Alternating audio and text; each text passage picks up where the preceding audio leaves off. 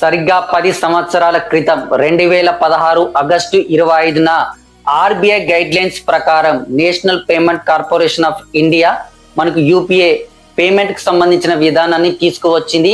ఇప్పుడు 10 సంవత్సరాలైంది. అప్పట్లో ఈ పేమెంట్స్ ద్వారా కేవలం 1,70,00,000 మాత్రమే జరిగితే ప్రస్తుతం 24,175 కోట్లు పేమెంట్ జరుగుతోంది. ఎంత రెవల్యూషన్ వచ్చిందో చూడండి. 2016 ఆగస్టు 25వ తారీఖు రోజున యూపీఐ పేమెంట్ స్టార్ట్ అయింది. 2016 అంతకన్నా ముందు జూన్లో రిలయన్స్ వాళ్ళు జియో ఆఫర్ తీసుకువచ్చారు. ప్రతిరోజు కూడా అన్లిమిటెడ్ డేటా 1 సంవత్సరం వరకు ఆఫర్ ఇచ్చారు. 2016 నవంబర్ 8వ తారీఖు రోజున నోట్ల రద్దు చేశారు.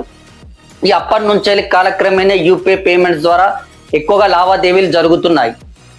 ఈవెన్ మనము టీ కొట్టుకు వెళ్ళిన చాయ్కి మనం యూపీఐ ద్వారానే పేమెంట్ చేస్తున్నారు.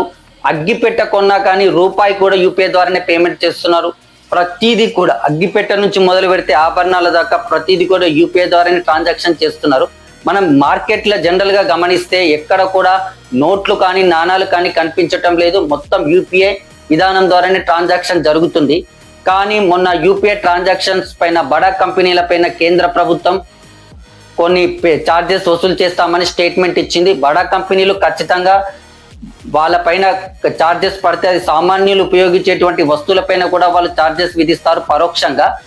2016లో మనం జిఎస్టీ కనుక తీసుకున్నట్టయితే కేవలం కొన్ని వస్తువులకు మాత్రమే జిఎస్టీ పరిధిలోకి తీసుకొస్తామని స్టేట్మెంట్ ఇచ్చారు. ఆ తర్వాత అన్ని వస్తువులను జిఎస్టీ పరిధిలోకి తీసుకువచ్చారు. ఇప్పుడు బడా కంపెనీలు అంటున్నారు తర్వాత యూపీఐ పేమెంట్ చార్జెస్ కూడా సామాన్యులు మధ్యతరగతి పైన విధిస్తే మాత్రం భారమయ్యే అవకాశం ఉంటుంది. ఇది బీజేపీ ప్రభుత్వం పైన వ్యతిరేకత పెరిగే అవకాశం 100% ఉంటుంది.